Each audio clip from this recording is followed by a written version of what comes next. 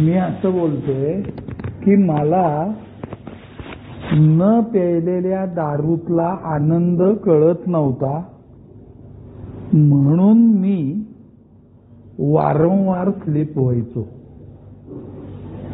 मी एक एक वाक्य जपून बोलतोय बर का, शब्द पण जपून बोलतोय.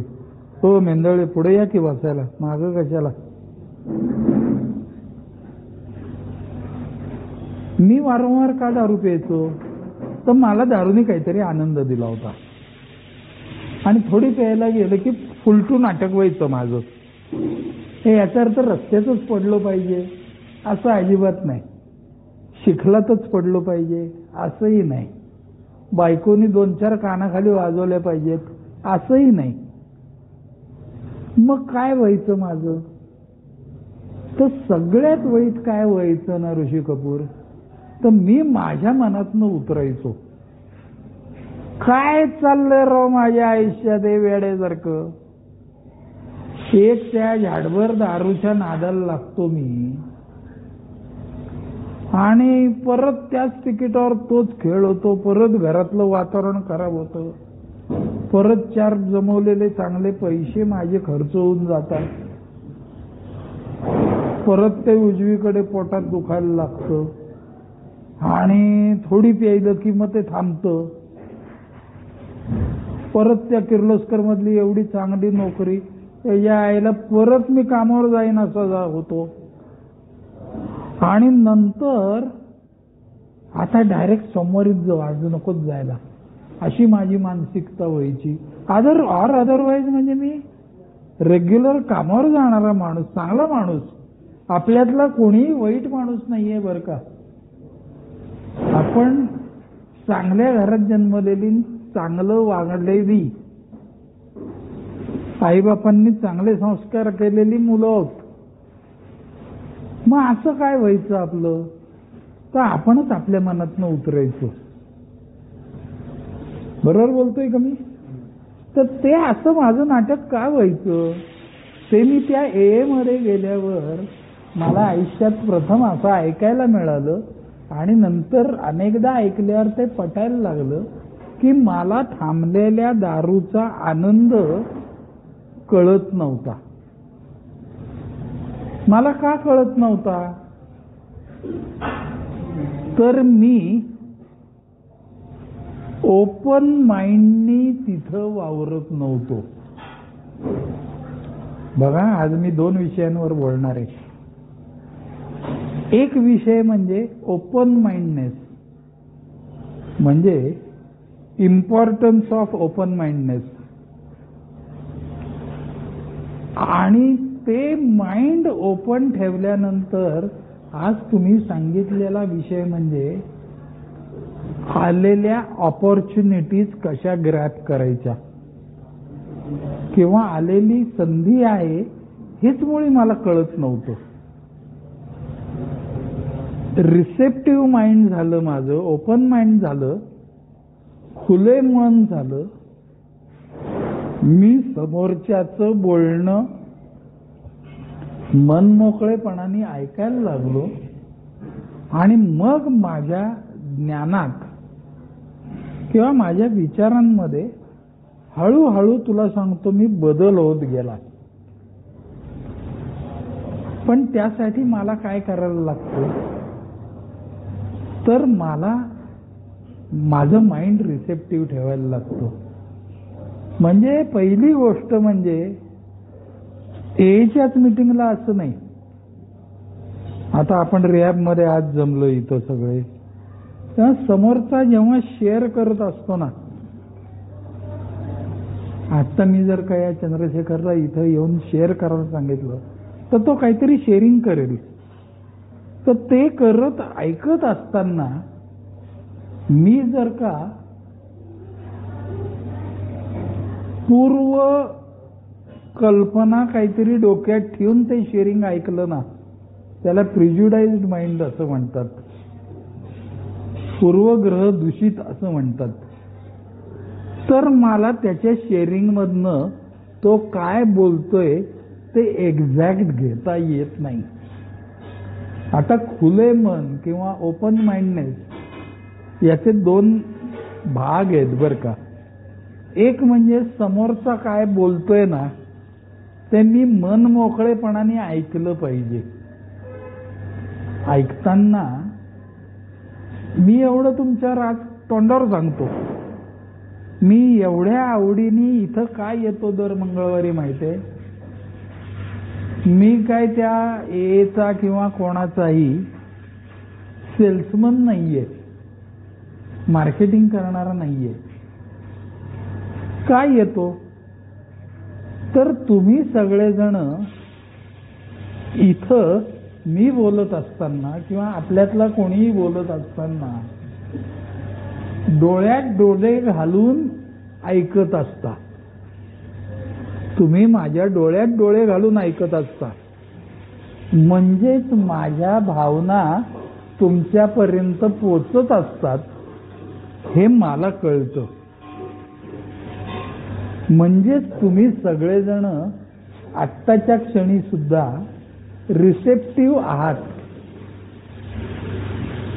आणि मी इथं येण्याचं कारण असं की मला जो परमेश्वराने एचा मार्ग दाखवलेला आहे, इथनं बाहेर पडल्यानंतर तुम्ही पण त्या मार्गावरनं आलात तर तुम्हाला सुद्धा स्वतःला सोबर लाईफ जगायला मिळेल. कशावरनं? हा मंदार वाचलाय बघा, त्याला 75 दिवस झाले. किती रे? 75 ना. हा इथं विनायक बसलाय, किती रे? 81 डेज झाले बघा. कसे काय झाले रे तुला 81 डेज? तर त्याचं कारण असं आहे की त्या 81 डेज मध्ये त्यांनी काही ना काहीतरी दारू न पिण्यासाठी काहीतरी केलं. मग ते लिटरेचर वाचलेलं असू दे, मग ऑनलाईन मीटिंग केलेली असू दे, ऑडिओ शेअरिंग ऐकलेलं असू दे, फिजिकल मीटिंग केलेली असू दे, काही असू देत, पण ह्यांनी केलं तसं. हा मंदार सुद्धा रोज सकाळी उठून 7:30च्या गुड मॉर्निंगच्या मीटिंगला जातो. का? चायला त्या थंडीमध्ये रजई घेऊन झोपायला काय त्याची बायको नको म्हणती का? तसं नाहीये मित्रांनो. त्याला कळलेलंय की मला आता दारू प्यायची नसेल तर मला जाणीवपूर्वक काहीतरी केलं पाहिजे. तो काय त्याचं नाव, अरुण मिश्रा, आज त्याचा 48वा दिवस आहे माहितीये का? काय करतोय तो? त्याला नाही जमत आहे त्या मीटिंग करायला, कारण तो बिचारा 6:15 उठतो, 7:30ला बाहेर पडतो, 8:30 ते 6:30 त्या सासवडमध्ये नोकरी करतो. घरी यायला त्याला 7:30 वाजतात. त्याची बायका पोरं त्याच्यासाठी जेवायला थांबलेली असतात. ती लगेच तो मुटू जेवायला बसतो, मुलीबरोबर गप्पा मारतो आणि त्याची वेळ झाली की तो झोपतो. मग तो काय करतोय? तो लिव्हिंग सोबर वाचतोय, तो 12x12 वाचतोय, तो ऑडिओ शेअरिंग ऐकतोय, तो रोज कोणाला तरी फोन करतोय. आता काल परवाचीच गोष्ट, त्याचा माझा कायम फोन चालू असतो. याचा अर्थ मी शहाणा आहे असं नाही मला सांगायचंय. He is asking for the help. He is trying to keep himself away from his first drink. त्याला स्वतःला दारूपासून लांब राहायचंय ही इच्छा तो त्याच्या कृतीतनं व्यक्त करतो. याचा अर्थ तो रोज मला फोन करतो का? तो रोज नाही करत, त्याला जमेल तेव्हा करतो. पण मेसेज मात्र सकाळ संध्याकाळ रोज करतो बरं का. अरुण मिश्रा काय मेसेज करतो? काय नाही, today is my 45th day, today is my 46th day, what ever it is. म्हणजे काय होतं, मगाशी तुला म्हटलं तसं की मी शेअरिंग करायला उभा राहिल्यानंतर नवीन असताना आज माझा 21वा दिवस आहे असं सांगितलं ना, म्हणजे आपलं आपल्या मनावरती एक प्रकारचं कवच राहतं. बंधन हा शब्द वापरत नाहीये मी कवच हा शब्द वापरतोय, कारण नंतर परत कधी ती दारू आपल्यावर हल्ला करायला येणारच आहे. त्यावेळेला हे कवच आपलं संरक्षण करतं रत्नदीप. हे खरं आहे बरं का. आणि मग ती दारू परत जाते. दारू असे किती वर्ष हमला करते? ती दारू खूप वेळा हमला करते. नवीन असताना त्याची फ्रिक्वेन्सी जास्त असते. शेवटी ती दारू सुद्धा कंटाळते आणि म्हणते याच्या नादाला आता नको लागायला, आपण दुसऱ्या मोहनच्या नादाला लागू. मला स्वतःला आता खूप वर्षात दारू प्यायची वाटलेली नाहीये. तो विषय असा चाललाय, दोन गोष्टींवर मी बोलतोय. एक म्हणजे open mindness, importance of open mindness. म्हणजे काय? तर माझं मन उघडं असलं पाहिजे. उघडं याचा अर्थ रिसेप्टिव्ह असलं पाहिजे. समोरचा जे बोलतो आहे रत्नदीप, तो माझ्यासाठी बोलतो आहे का, हा विचार मनात ठेवून मी ते ऐकायचा प्रयत्न केला पाहिजे. कित्येक वेळेला समोरचा जे बोलत असतो ते माझ्यासाठी नसतं असं मला वाटतं. सोडून दे ना, ते निग्लेक्ट इट ना. पण ऐक आणि मग निग्लेक्ट कर. अगोदरच मनात आणायचं हा भंगारच आहे असं नाहीये. ही चूक मी नवीन असताना AA मध्ये गेल्यावर केली होती. कोणतरी सांगत होतं की मी सकाळपासनं देशी दारू प्यायचो आणि मी म्हणायचो अगदीच वाईट आहे रे, हा देशी पितो. मी इंग्लिशवाला आहे, म्हणजे माझं कॅलिबर कसलंय, माझं स्टेटस कसलंय नाही का, म्हणजे आय एम डिफरंट. अशा अँगलनी मी त्याच्या शेअरिंगकडे बघायचो. तोही चड्डीत मुतायचा आणि मीही चड्डीत मुतायचो. दारू मजबूत प्यायल्यानंतर, ब्लॅडर फुल झाल्यानंतर माझं तरी व्हायचं बाबा. तुमचं व्हायचं की नाही तुमचं तुम्ही बघा. नसेल झालं तर होतं बरं का. आपला विषय इंग्लिश किंवा देशी असा चाललेला नाही. आपला विषय पहाटे 5 का सकाळी 11 सुरुवात करण्याची वेळ असाही चाललेला नाहीये. आपला विषय दारूनी आपल्या जीवनाची हायझेड झाली आहे का, हा विषय चाललेला आहे. किती झाली आहे हा विषय चाललेला नाही. कारण it's a disease of denial. मला मृत्यूपर्यंत वाटत राहणार आहे की मी बेवडा आहे पण तेवढा नाही. कारण माझं हे नाही झालं, माझं ते नाही झालं, माझं ते नाही झालं, अशा अनेक गोष्टी व्हायच्या राहिलेल्या आहेत. पण त्याच्याकडे बघताना तरी बरं हे नाही झालं अजून, अशा अँगलनी जर का मी बघत राहिलो ना तर मी वाचतो. आणि अशा अँगलनी शहाण्या मुलासारखं बघणं म्हणजे ओपन माइंडनेस. विचार करताना माझं असं झालं नाही म्हणजे मला अजून स्कोप आहे प्यायला, असा विचार न करणं म्हणजे प्रॉपर अँगलनी त्याच्याकडे बघणं. आणि तो प्रॉपर अँगल कधी सापडतो तर वेळोवेळी समोरचा माणूस काय बोलतोय ते शांत चित्ताने ऐकून घेणं,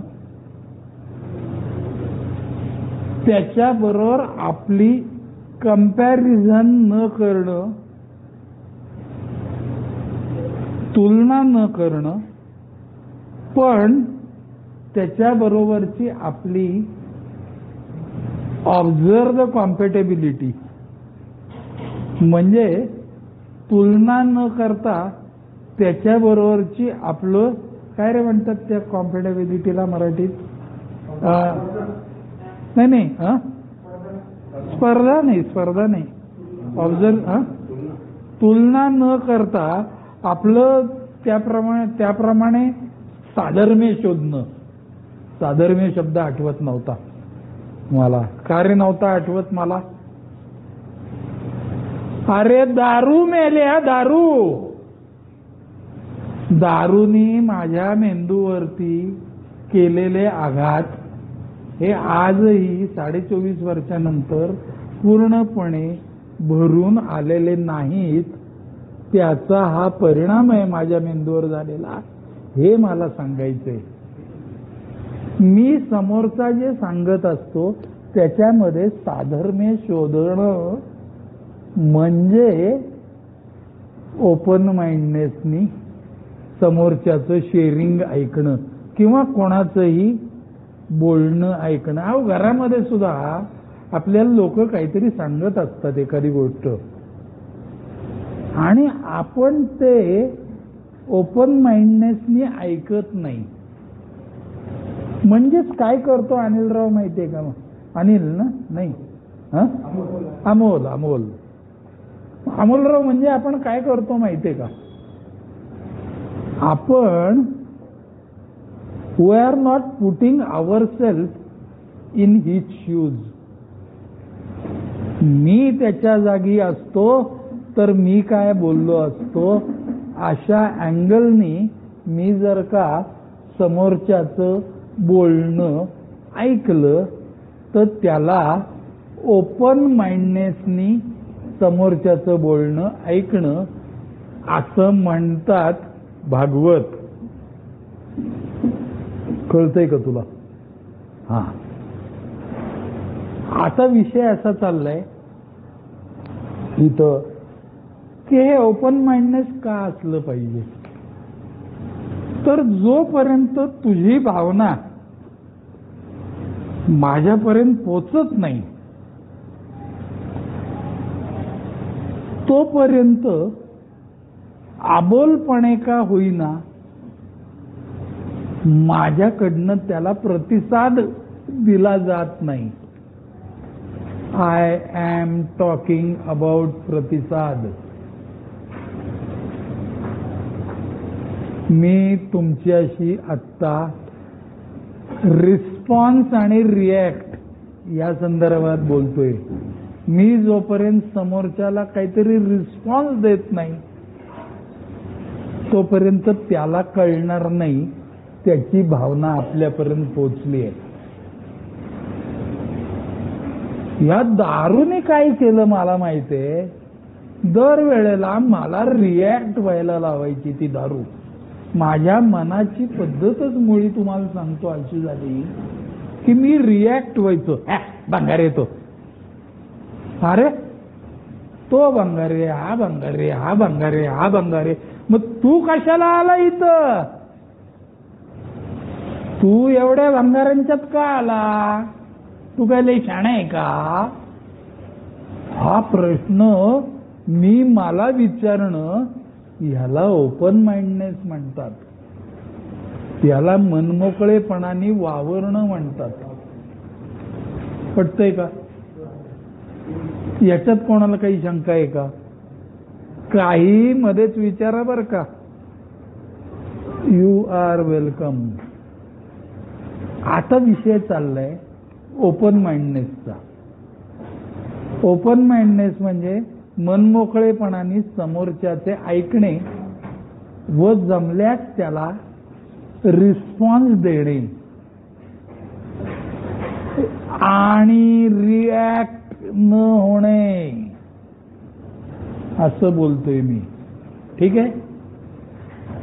आता ओपन माइंडनेसचा दुसरा विभाग मला जो समजला तो म्हणजे मी बोलत असताना, मी शेअरिंग करत असताना, मी समोरच्याशी संवाद साधत असताना, महत्वाचं वाक्य बोलतोय बरं का शेखर, मी समोरच्याशी संवाद साधत असताना, ए मधलं शेअरिंग करत असताना मन मोकळेपणाने शेअरिंग केलं पाहिजे. अगदी मनमोकळेपणाने शेअरिंग केलं पाहिजे. मगाशी कसं मी म्हणलं, तो इंग्लिश पितोय का देशी पितोय हा विषय नाही चाललेला नसून आपण चड्डीत मुतलो. तो सांगत होता चड्डीत मुतलो. मी त्याच्यामध्ये साधर्म्य शोधलं. जर मी मुतलो नसेल तर मला त्यातनं काय घ्यायचंय, तर मी आता जर थांबलो नाही तर पुढच्या वेळेला तेच होणार आहे माझ्या आयुष्यात. म्हणजे ॲज येट लावणे, अद्यापपर्यंत असा शब्द लावणे. समोरचा सांगतोय तसं जर का माझं झालेलं नसेल तर ॲज येट झालेलं नाही, पुढे हेच होणार आहे असं म्हणून मनात येणं हे ओपन माइंडनेसनी ऐकणं. आता मी जे बोलतोय ते ओपन माइंडनेसनी बोलण्याबद्दल बोलतोय. मी शेअरिंग करताना किंवा समोरच्याशी संवाद साधत असताना मी अत्यंत मनमोकळेपणाने संवाद साधला पाहिजे. मनमोकळेपणाने संवाद साधला पाहिजे याचा अर्थ मी समोरच्याच्या नजरेत नजर घालून मला बोलता आलं पाहिजे. तू शब्दात कितीही गंडवू शकतो, तुझी नजर समोरच्याला गंडवू शकत नाही आणि तुलाही समोरचा माणूस गंडवू शकत नाही.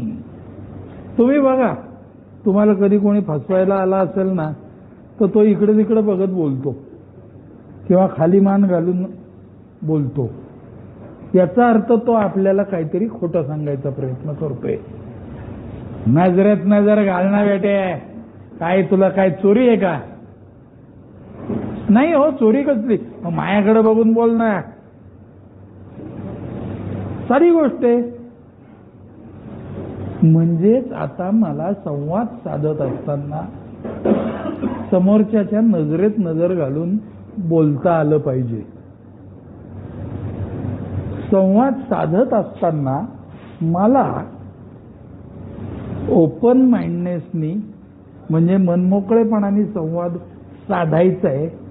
याचा अर्थ मला सगळंच आघळ पघळ बोलून टाकायचंय असं नाही. मी काय बोलतोय ते मी टू द पॉइंट बोलतोय का हे सुद्धा मला सावधपणे लक्ष ठेवून बोलता आलं पाहिजे. सुरुवातीला नाही येणार, न येऊ दे. इथं कोण कोणाला फाशी द्यायला जमलंय का? अजिबात नाही. पण आपला सगळ्यांचा आजार हा कॉमन आहे. अल्कोहोलिझम हा आजारच मुळे असा आहे की आपल्याला कुठल्याच बाबतीत, ऐकतोय का रे तू, कुठं थांबायचं ते कळत नाही चालू. मला ना तो विनायक मित्र वाटला का नाही की पार त्याच्या आईला मी कमरेचं जोडून देतो त्याला, आणि नंतर त्यांनी मारली मारली मारली म्हणून ओरडतो. म्हणजेच समोरच्याच्या गळ्यातली मंदारराव सुरक्षित अंतर राखा नावाची पाटी आपल्याला वाचता आली पाहिजे बोलताना सुद्धा. समजतंय का? म्हणजे आपण शेअरिंग करत असताना एक सुंदर वाक्य मी त्या हे मध्ये ऐकलं, ते तुम्हाला आवर्जून सांगतो. ते वाक्य म्हणजे, समोरच्याशी बोलत असताना सगळे खरेच सांगावे पण खरेच सगळे सांगू नये. कळतंय का? कोणाला नाही कळलं तुम्हाला नाही कळलं, तुला नाही कळलं, बर. मी असा शब्द वापरला की समोरच्याशी बोलत असताना सगळं खरंच सांगावं. हे जे काय आपण बोलू ते खरं बोलायचं, खोटं बोलायचं नाही. आपला हेतू दुसऱ्याला चुत्या बनवायचा आहे का? आपल्याला दुसऱ्याला गंडवायचं आहे का? नाही. मग कशाला खोटं बोलायचं? सगळं खरंच सांगावं, पण खरंच सगळं सांगू नये. खरंच सगळं सांगू नये याचा अर्थ सगळंच नसतं सांगायचं सगळ्यांना. माझी बायकांची लफडी किती होती मी बोलतो का इथं तुमच्यात? कधी नाही बोलत, कारण ती बोलायची गोष्ट नाहीये. माझ्यावर किती पोलीस केसेस होत्या कळतं का आपल्याला समोरच्याचं? कधी नाही. अरे कारण ती गोष्ट बोलायची नाहीये. माझ्या बायकोनी माझ्या तोंडावर मंगळसूत्र फेकून मारलं, किंवा एक दिवस ती घर सोडून जाताना माझी बायको माझ्या तोंडावर थुंकली. हा माझा अपमान केलेला आहे तिने. इथपर्यंत मी सांगतो. अजून पुढच्या गोष्टी काही सांगतो का मी? नाही सांगत. याला म्हणायचं सगळं खरं सांगावं, पण खरंच सगळं सांगू नये. याच्यापेक्षा गहन अपमान माझे केलेले आहेत तिने, पण ते सांगायची जरूर नाही. विषय असा चाललाय, मला पोलिसांनी पकडल्यानंतर किती वेळा पकडलं, कोणकोणत्या चौकीमध्ये किती वेळा मिरी आवाज सुनो वाजवले, याचं रेकॉर्ड सांगायचंय का मी तुम्हाला? हे रेकॉर्ड सांगायची जरूर नाही. लक्षात आलं का? म्हणजे काय सांगायचं आणि काय नाही सांगायचं याचं भान असणं म्हणजे खऱ्या अर्थाने मनमोकळेपणाने बोलणं होय. फार अदरवाईज बघा ना, तुम्ही विचार करा. आपण समोरच्याला ना उगाचच इमोशनल ब्लॅकमेल करायला जातो. अगं बघ ना मग माझे कसं चाललंय बघ ना, मी खरं मला नव्हतं ग प्यायची दारू, परंतु आता काय सांगू मी. कशाला हे? कशाला शोबाजी? मी किती बिचारा आहे, मला सगळ्यांनी माफ करा. अरे तुला माफ करा हे सांगायची तुझ्यावर वेळ आली आहे, ही अत्यंत लांछनास्पद गोष्ट आहे. हे तू समोरच्या पाशी जाऊन नजरेत नजर घालून कबूल कर. हे म्हण तू की याच्या पुढे मी नाही पिणार. इथपर्यंत ठीक आहे. माफी मागताना सुद्धा नाही नाही नाही, पण खरंच मी तुमची माफी मागतो, तुम्ही प्लीज मला माफ करा. इथपर्यंत ठीक आहे. पण माफी मागून सगळं होत नाही ना. माफी मागणे हा एक 50% भाग झाला. माफी करणे समोरच्याच्या हातात असतं ना. Let him complete his own part. मग केलं ना ग माफ, हे केलं ना रे माफ, हे केलंच ना, हे केलंच ना. अरे कशाला गळी पडतो?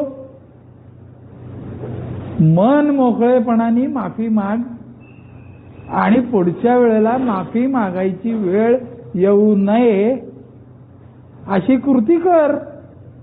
विषय संपला. हे ते मन मोकळेपणाने वागणं असं मला सांगायचंय. मोहन तू बोलतो कसा त्यापेक्षा तू वागतो कसा हे महत्वाचं आहे. हा पार्ट झाला आपला ओपन माइंडनेसचा. म्हणजे मनमोकळेपणाने मला बोलताही आलं पाहिजे, आवश्यक तेवढंच बोललं पाहिजे, अनावश्यक गोष्टींना हात घातला नाही पाहिजे, सुरक्षित अंतर राखा, हे जमलं पाहिजे. मग आम्हाला जमेल का? हो जमेल. बेवड्यांना सगळ्या गोष्टी जमतात. ज्याला ड्रायडेच्या दिवशी क्वार्टर मिळवता येते ना, त्याला हे सगळं जमतं. माझा अनुभव सांगतोय मी. फक्त संगत तशी पाहिजे आपल्याला. आधी केले आणि मग सांगितले वाल्या संगतीमध्ये आपण गेलो की नाही, मग तुम्ही आयुष्यामध्ये सगळ्या गोष्टी अचीव करू शकता. सगळ्या गोष्टी म्हणजे काय? तर सगळ्यात अगोदर काय होतं, सुरुवातीच्या काळात अप टू सर्टन लेवल मी दारू पीत नाहीये, याच्यात तर अभिमान वाटलाच पाहिजे. ही अभिमानास्पदच गोष्ट आहे आपल्यासाठी. पण आपला आनंद तेवढा पुरता मर्यादित ठेवून चालत नाही. अदरवाईज आमचे हे काय करतात, तर ते दारू पीत नाहीत असं सांगायची वेळ येते घरच्यांना. मग तशी वेळ येऊ नये म्हणून काय करायचं, तर आता मी सावरला गेलेलो आहे, तर आता मला माझ्या आयुष्यात आत्तापर्यंत जसं दारू थांबवण्यासाठी अनेक संधी परमेश्वरांनी दिलेल्या होत्या, परंतु आपल्या जीला डी असल्यामुळे आपण वेळोवेळी त्या संध्या घालवल्या. त्याप्रमाणे आता आपण ह्याच्या पुढच्या आयुष्यात आता दारू नाही पिणार. एकदा पाया पक्का झाला असं आपल्या मनाने आपल्याला सांगितलं की आता आपण दारू नाही पिणार आहे. दारू न पिण्यासाठी रोज काहीतरी करायचंच आहे, तो विषय वेगळा. पण आता दारू न पिणं हे जीवनाचं साध्य नसून ते साधन आहे. त्यामुळे त्या थांबलेल्या दारूचा आता उपयोग करून घ्यायचा. म्हणजे काय करायचं, दारू विकायची का? नाही विकायची. आता मी पीत नाहीये, तर मी शांत चित्तानी माझं फील्ड कोणतं, मी कोणत्या फील्डमध्ये काम करू शकतो, मला आता कोणकोणत्या बाबतीत कोणकोणत्या संधी उपलब्ध आहेत, त्या संधीचा मी कसा वापर करायचा आहे. नेहमीप्रमाणे संधी साधूपणा न करता how to grab the opportunity, त्या संधीचा उपयोग करून आता आपल्याला आयुष्यात टेक ऑफ कसा घ्यायचा आहे हा विचार करणं, ते कागदावर लिहिणं, त्याचं प्रदर्शन नाही करायचंय. ते कागदावर लिहायचं आहे. कागदावर लिहिलं म्हणजे स्वप्नरंजनाला आळा बसतो, असा माझा अनुभव आहे. कारण कागदावर लिहिलं की त्या गोष्टीला मूर्त स्वरूप आलं.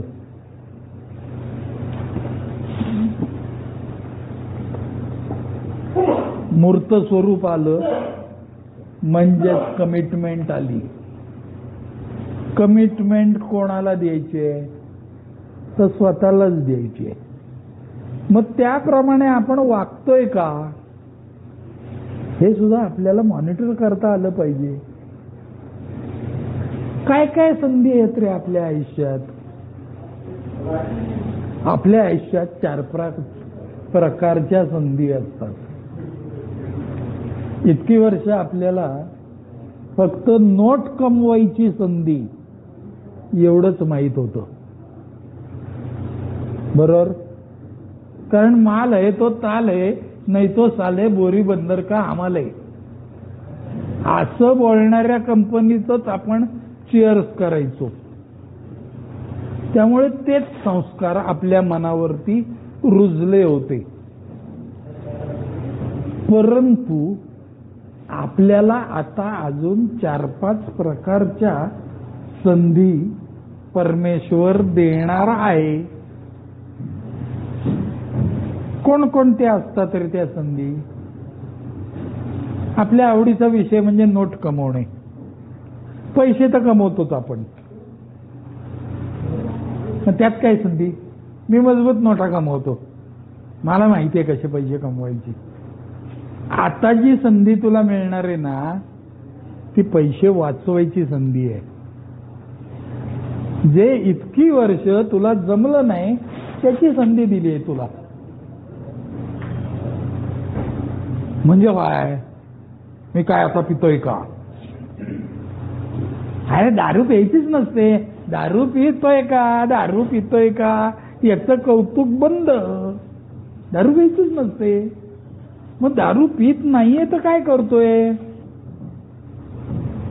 तर रत्नदीप, आता मी पैसे कमवतोय आणि मी पैसे वाचवतोय, मी पैसे बाजूला टाकतोय. मला संधी दिली आहे परमेश्वराने पैसे बाजूला टाकायची. इतकी वर्ष त्या दारूनी मला भिकारी बनवलं होतं.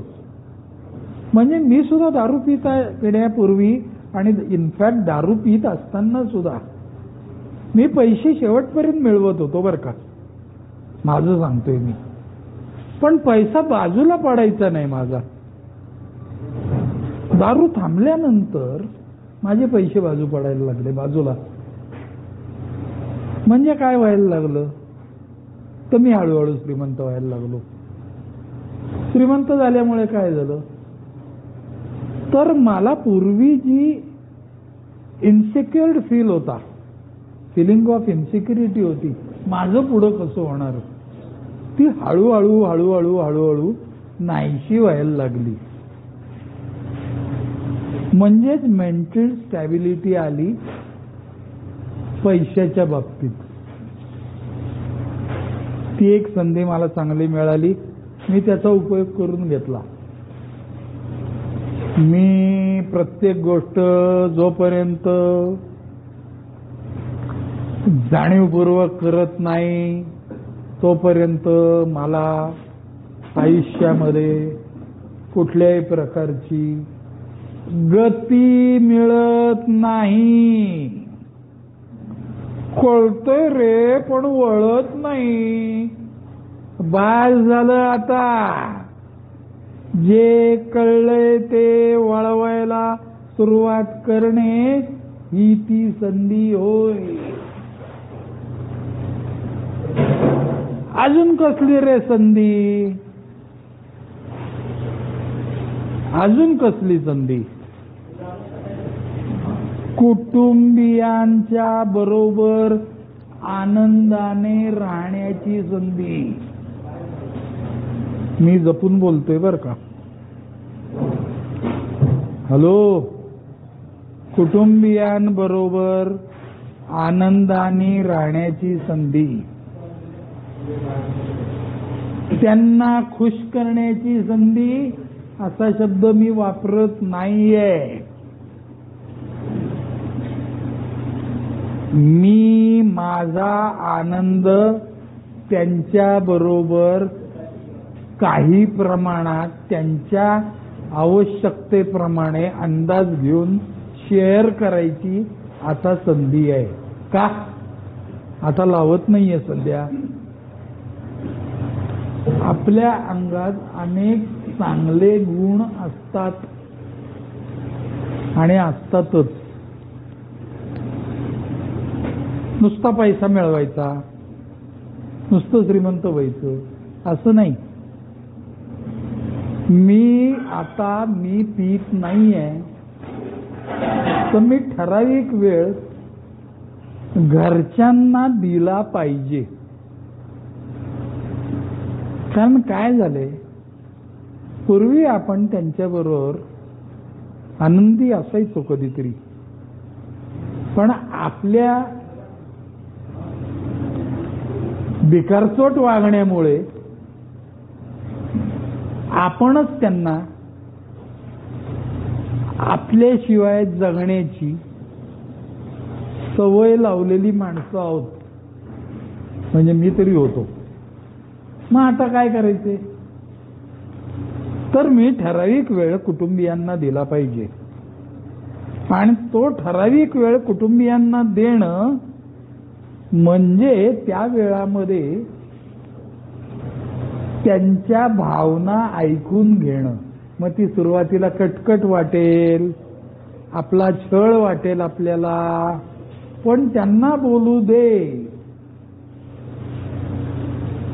प्रेशर कुकर मधली हवा काय ती वाफ 10-20 शिट्ट्या होऊन गेल्यानंतर हळूहळू बंद होतो की नाही शिट्ट्या मारणं. तसं घरच्यांचं सुद्धा आपल्याला टोचून बोलणं, आपला रागराग करणं, आपला अपमान करणं, हे सगळं काही काळानंतर आपोआप बंद होतं. हे आज तुम्हाला 25 वर्षे ज्याची जवळ होत आलेली आहेत असा माणूस तुमच्या समोर बसून सांगतोय.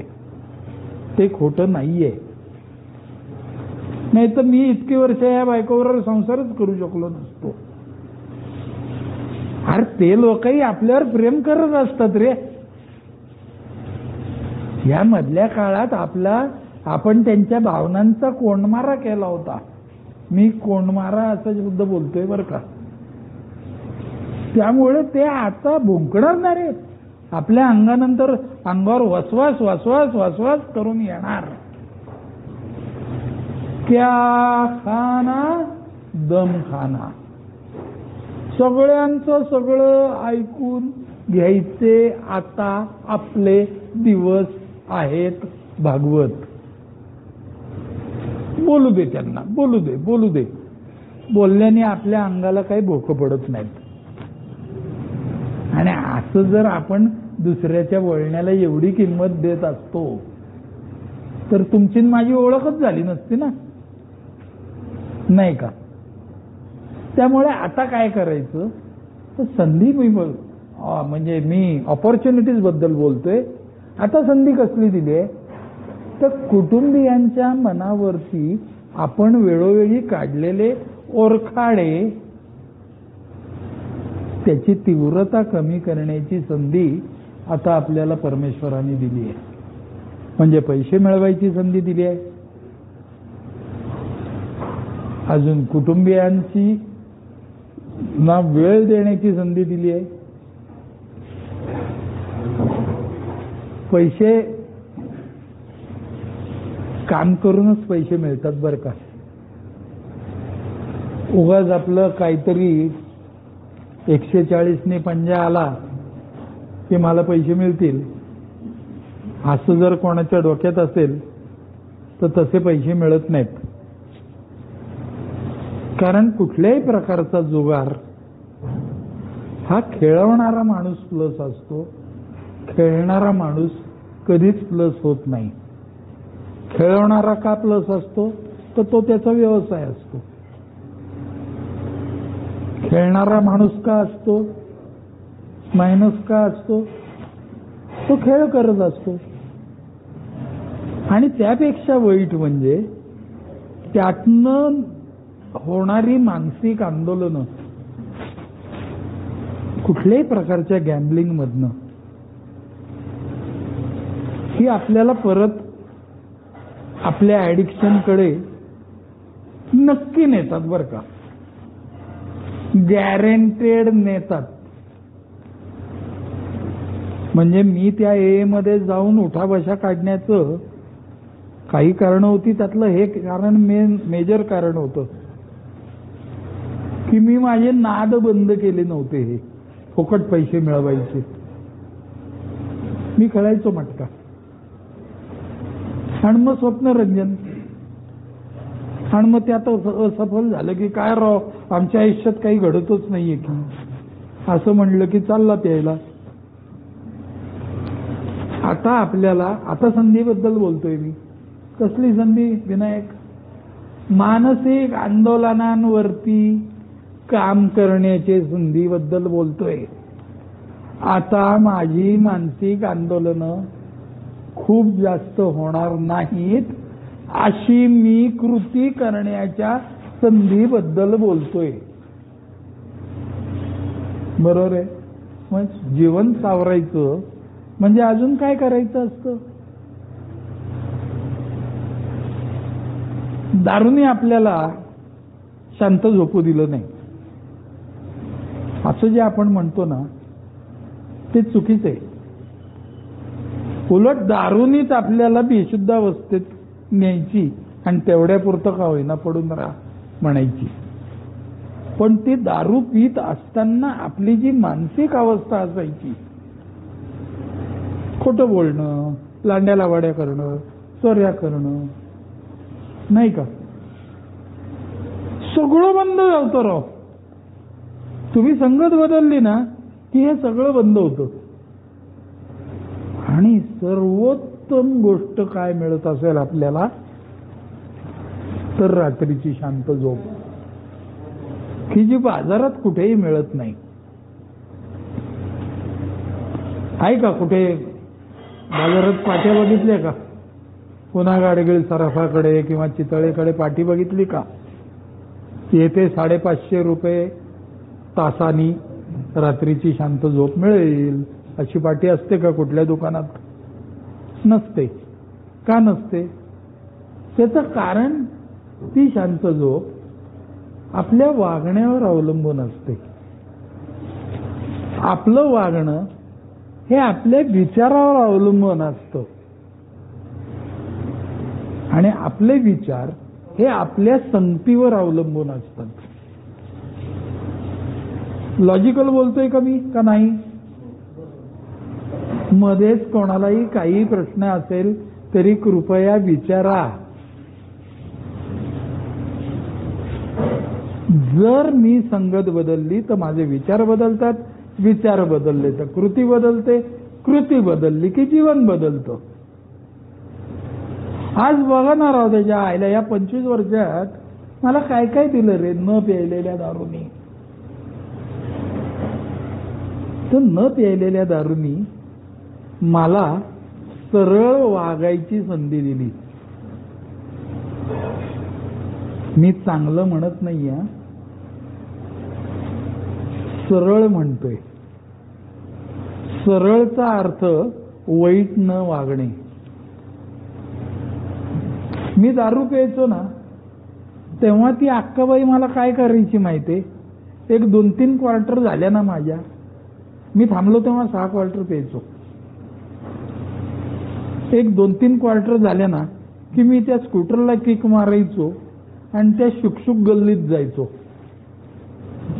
शुकशुक गल्ली म्हणजे वेश्यांची गल्ली. तिथनं कोणी जायला लागलं की त्या बायका करतात, म्हणून मी तिला शुकशुक गल्ली नाव ठेवलं होतं. त्या बायकांकडे जायचो का मी त्या घरांमध्ये? तर नाही, प्रामाणिकपणे सांगतो, जसं जायचो मी त्या गल्लीतनं, हे जसं प्रामाणिकपणे खरं सांगतोय, तसं त्या बायकांकडे जायचो का? तर मी नाही जायचो. का नाही जायचो रे? माझ्यात ते गट्स नव्हते. मी फार सुसंस्कृत वगैरे असलं काहीतरी बोलणार नाही मी, आणि सुसंस्कृत असतो तर स्कूटरवरनं त्या गल्लीत चक्रात मारल्या नसत्या. पण मी तिथनं चक्कर मारून यायचो एक. आणि नंतर एकदा काय झालं, दारू थांबल्यानंतर एका मित्राबरोबर मी तिथनं, तो इलेक्ट्रिशियन आहे, ते इलेक्ट्रिक बाजार तिथनंच पुढे गेल्यावर आहे पुण्यातला, तर मी त्याच्याबरोबर त्या गल्लीतनं चाललो होतो आणि तेव्हाची वेळ होती सकाळी 9-9:30ची. तेव्हा त्या रंग न लावलेल्या बायका बघितल्या आता बाई म्हणल्यावर नजर जायचीच. तर मला इतकी घाण वाटली आणि माझ्या मनात आलं चायला काय रे बाबा, दारू पिल्यानंतर इथनं जायचोय मी. फुली मारली मी, फुली तिथनं जाणं. दारूही नाही प्यायलो आणि त्या भागात गेलोही नाही.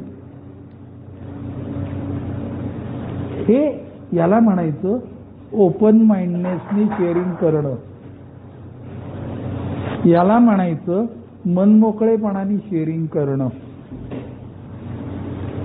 करताना तिथनं चक्कर मारताना लाज नाही वाटली, मग इथं शेअरिंग करताना सांगायला काय वाटायचे? नाही वाटली पाहिजे. मला सांगायचंय काय, आता मला परत त्या दुष्टचक्रामध्ये न अडकण्याची संधी दिलेली आहे थांबलेल्या दारूनी. I am talking about opportunities. अजून कसली संधी दिली रे? मुलं घरात लहान असतील तर त्यांच्यावर प्रेम करायची संधी दिली. आई वडील जिवंत असतील त्यांची सेवा. सेवा म्हणजे मला वाटायचं त्यांचे हातपाय चेपायचं. त्यांना नको असायचे मी त्यांचे हातपाय चेपलेले. त्यांना फक्त एवढंच पाहिजे होतं की बाळा तू पिऊ नको, तू आमच्या जीवाला घोर लावू नको आणि तू चांगलं जग. एवढंच पाहिजे होतं त्यांना. त्यांना बाकी काही नको होतं. हा सुद्धा एक सेवेचाच भाग आहे बर का, आई वडिलांच्या सेवेचा. ही संधी आहे असं मी तुमच्याशी बोलतोय. इथं आल्यानंतर या सगळ्या प्रकारच्या संधी माझ्या समोर हात जोडून उभ्या होत्या असं मला प्रकर्षाने जाणवलं. कधी जाणवलं रे तुला? मी मनमोकळेपणाने समोरच्याच्या नजरेत नजर देऊन समोरच्याच्या भावना वाचत असताना त्याचं शेअरिंग ऐकत होतो. तेव्हा मला या सगळ्या गोष्टी जाणवायला लागल्या. म्हणून संवाद साधणं, एकमेकांना धरून राहणं, कळपात राहणं हे फार महत्वाचं आहे. तू कितीही हुशार असलास तरी तू शहाणा नव्हतास. शहाणा असणं आणि हुशार असणं याच्यात जमीन आसमानाचा फरक आहे की नाही? आता आपल्याला अशा कळपात वावरायचे की जिथं ती दारू येऊन आपली शिकार करणार नाही. बरोबर बोलतोय? ॲनिमल प्लॅनेट मधलं नेहमीच उदाहरण मी देतो, ते परत एकदा देतो नवीन बांधवांसाठी. ॲनिमल प्लॅनेट मध्ये बघतो आपण ती हरणं चरत असतात. चरता चरता चरता चरता त्या टायगरच्या नजरेत तो कळप येतो आणि तो टायगर बघा तुम्ही, कधी वाघ असू दे सिंह असू दे, तो कळपावर हल्ला करत नाही बघा. तो संधी बघत असतो. त्यातलं एखादं हरिण चरत चरत त्या कळपातनं बाहेर कधी येते. मग कित्येक वेळेला तो ना त्यातलं एखादं हरिण हेरतो आणि त्याला हूल देतो. जाऊन उगाचच येऊ का पकडू का असं, की त्यानंतर ते हरिण बिचकतं आणि तो कळप सोडून बाजूला पळतो. त्याला तेवढंच पाहिजे असतं. त्यांनी कळप सोडून पळाला ते की हा काय लगेच झडप घालत नाही. मंदार बरोबर आहे का? तो काय करतो, त्याला कळपापासून लांब जाऊ देतो आणि हळूहळू त्याचा पाठलाग करायला लागतो. हळूहळू पाठलाग करायला लागल्यानंतर ते ज्या आईला ते इकडं तिकडं बघते आणि आजूबाजूला कोणीच हरणं नाहीत. असं बघितल्यावर ते जीवाच्या आकांताने पळायला लागते आणि त्या सिंहाला किंवा वाघाला तेच पाहिजे असतं. तो जीवाच्या आकांताने पळतो आणि हा पण त्याच्या मागं स्पीड वाढवतो. स्पीड वाढवल्यावर काय होतं, स्पीड वाढवल्यावर हरिण दमतं आणि हे दांडगं जनावर असते, सिंह काही तेवढा दमत नाही. त्यामुळे तो त्याच्या जवळ जवळ जात राहतो. जसा जास्त जास्त जवळ जातो तस तो ते हरण चौफूर पळायला लागतं. ते हरिण इतस्ततः म्हणतात त्याला. आणि मग काय सोपं होतं रे त्याला. मग ते जाऊन एक झेप टाकलं त्याचं की धरलाच त्याला. त्या सिंहानी किंवा वाघानी हरणाला धरल्यावर तो सगळ्यात पहिलं काय करतो, त्याचं गळा पकडतो. गळा पकडल्यावर जागेवर हरिण मरतं का, तर नाही मरत. गळा पकडल्यावर त्याला ताडफाड ताडफाड ताडफाड करतं. बरोबर आहे ना रे? आणि साली ती तडफड आपल्याला टीव्हीवर बसून, म्हणजे आपण आपल्या घरात असताना सुद्धा ते बघवत नाही कित्येक वेळेला. पण एकदा ते नरडं पकडलं त्याचं की ते दारू म्हणजे काय, ते सिंह काय सोडत नाही. दारूनी आपल्या बाबतीत असंच केलं नाही करे. दारूनी दर वेळेला आपल्या बाबतीत खरं सांगायचं तर हेच केलं. चांगला दारू सोडलेली असायची राव मी, आणि परत ती अक्काबाई यायची आणि अटॅक करायची माझ्यावर. का? मी कळपात नसायचो, मी स्वतःच्या भ्रमात वावरायचो. आय एम डिफरंट म्हणायचो. आणि तू डिफरंट म्हणला स्वतःला की मेलाच बेट्या, म्हणजेच कळपातनं बाहेर पडणं. आणि बघा तुम्ही, त्या दारूने आपल्याही बाबतीत हेच केलं. जेव्हा तिने आपला गळा पकडला की नाही, तेव्हा आपण तडफडायचो आणि आपलं तडफडणं बघून आपले कुटुंबीय तडफडायचे. आपण दारू प्यायल्यानंतर आपले कुटुंबीय पेढे बर्फी खाताना कधी कोणी बघितलेत का रे? हा? किंवा मर्दे त्याला टाईट होऊन पडलाय तो आपला, आपण जाऊ चला नाटकाला. दुःखी व्हायचे ते. म्हणजेच आपल्या नरडीचा घोट त्या सिंहानी घेण्यापूर्वी, म्हणजेच त्या दारूनी घेण्यापूर्वी आपल्या बरोबर आपल्या कुटुंबियांचं सुद्धा तडफड व्हायची आणि ती आपल्याला दिसायची, कारण आपला जीव गेलेला नसायचा. मग नेहमीप्रमाणे आपण आपलं डोळ्यामध्ये अश्रू आणून नाही ग नाही, याच्या पुढे नाही वगैरे काहीतरी बोलायचो.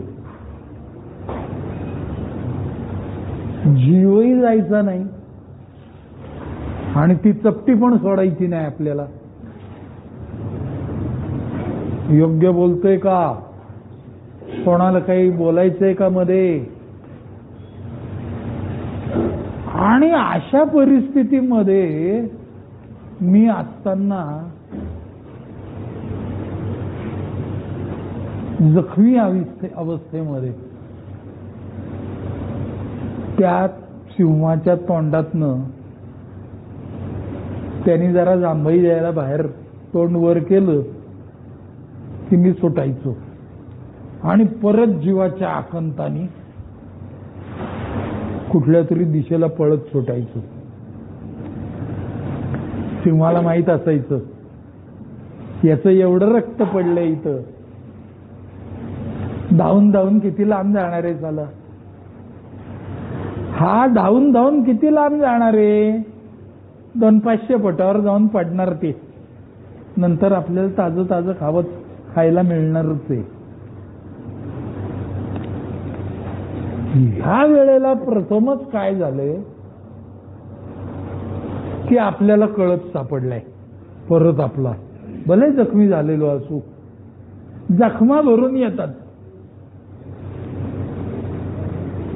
त्या सिंहाने पायाला चावा घेतलेला असतो, त्या सिंहाने पोटाला ओरखडलेलं असतं, त्याने मणक्याचा भाग चावलेला असतो, गळा चावलेला असतो, पण जीव गेलेला नसतो.